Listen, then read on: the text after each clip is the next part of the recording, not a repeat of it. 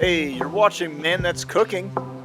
In this video, we're going to show you how to make loaded tater tot breakfast casserole. Alright, this is our first breakfast video, and of course, it's going to be loaded. And this, of course, being loaded is a decadent recipe, and it makes a lot, so you're going to feed your family, or maybe feed yourself and have a lot of leftovers. So the first thing you want to do is slice up 3 green onions, and you want to keep aside some of the green tips. And those green ends that you set aside are going to be used as a topping later when everything is finished cooking. Next, dice up 1 red bell pepper. You can cut the top off, the bottom off, and then slice it down the side and open that thing up and dice it up. And of course, this is an easy recipe to get fancy with on your own there. If you want to use a yellow bell pepper, a green bell pepper, a poblano pepper, you name it, just add it. And of course, a little bit of spice, a little bit of heat is a necessity. So dice up 1 jalapeno pepper, cut the seeds out unless you like it hot, and add it to the mix. Next, you want to add roughly 1 compact cup of baby spinach. Because, you want to tell your doctor that you eat healthy. So this is how you do it. So just roll those spinach leaves up nice and tight and use your knife blade to slice it up nice and thin. Next, you want to stay chemical free and hand shred 8 ounces of cheddar cheese. That's right, shredded cheese contains chemicals to keep it separated.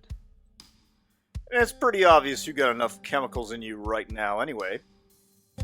So why add more? Alright, let's get this party started by slicing up 12 ounces of bacon. And we're going to slice it into small bits and fry up some bacon bits on a medium heat. And this is going to take roughly 10 to 15 minutes to get it to that foam party status. And you want to either break up the bits first by hand or use a wooden spoon and break everything up. And once your bacon reaches that foam party status, you know it's ready, it's done, it's cooked. Oh yeah. Hey bacon, how you doing today? Looking sexy. Alright, when your bacon is done, use a slotted spoon so the grease drains out and place it onto a paper towel. You want to stack like 2 or 3 of these half-fold paper towels just to collect all the grease. Now we could have cut this scene shorter, but we're just going to keep showing you some bacon.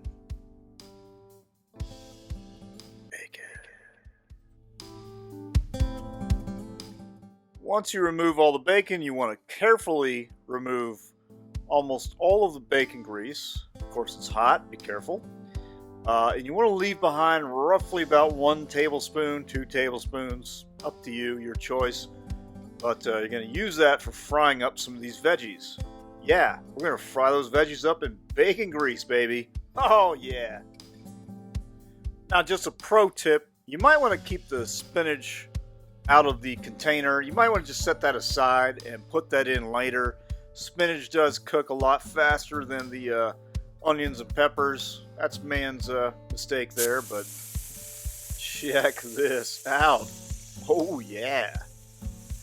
Nothing like the smell of melted pig fat cells frying up onions, peppers, and spinach.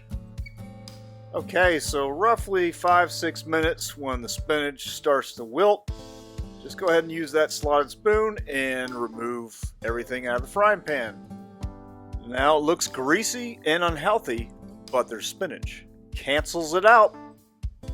Alright, so here's what you don't want to do. You don't want to start by putting a half cup of half and half into your mixing bowl first.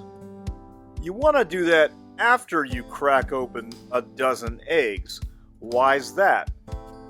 Well, if you were to get some shells into this bowl, it's a lot easier to see them if you're not dealing with white milk clouding the pitcher.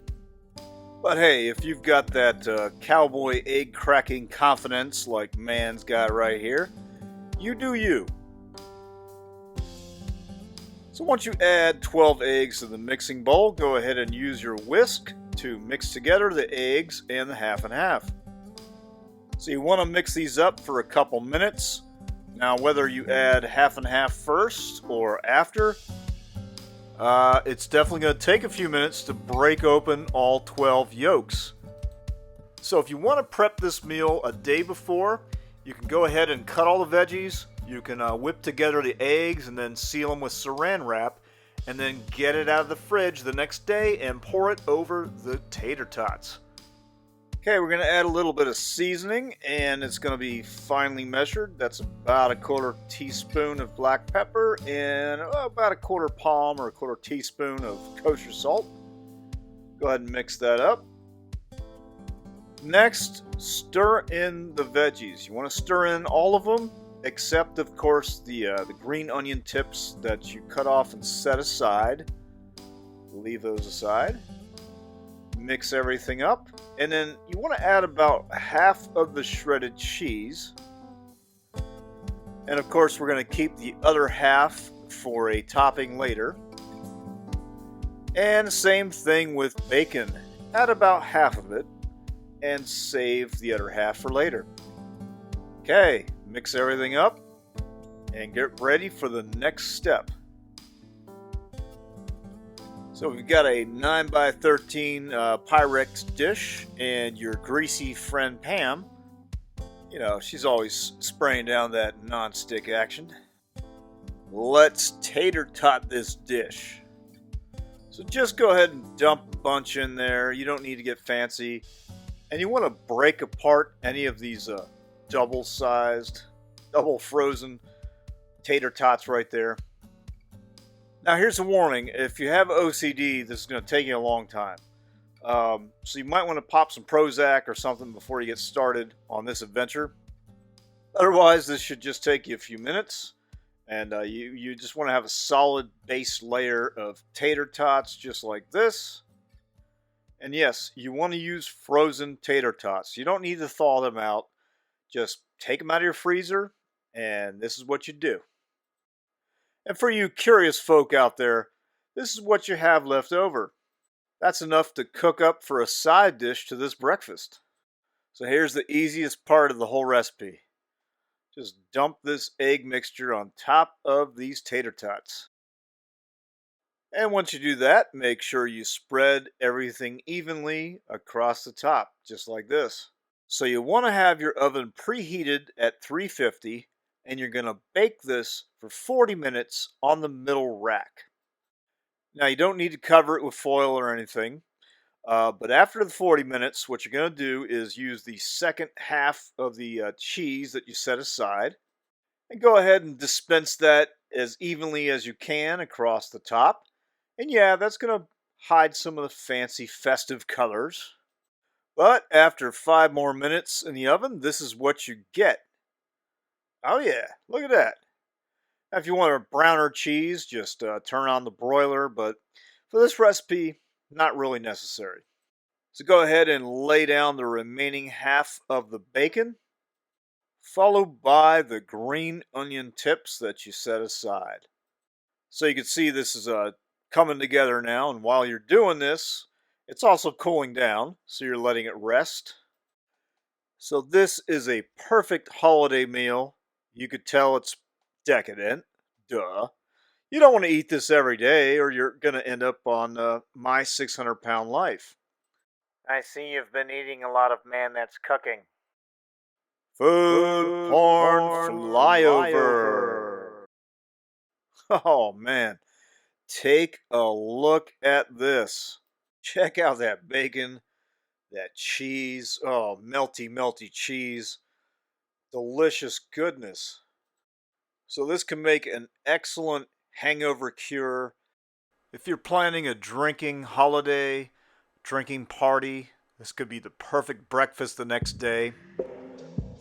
Or just, Christmas with the kids. let's cut in and see what we got.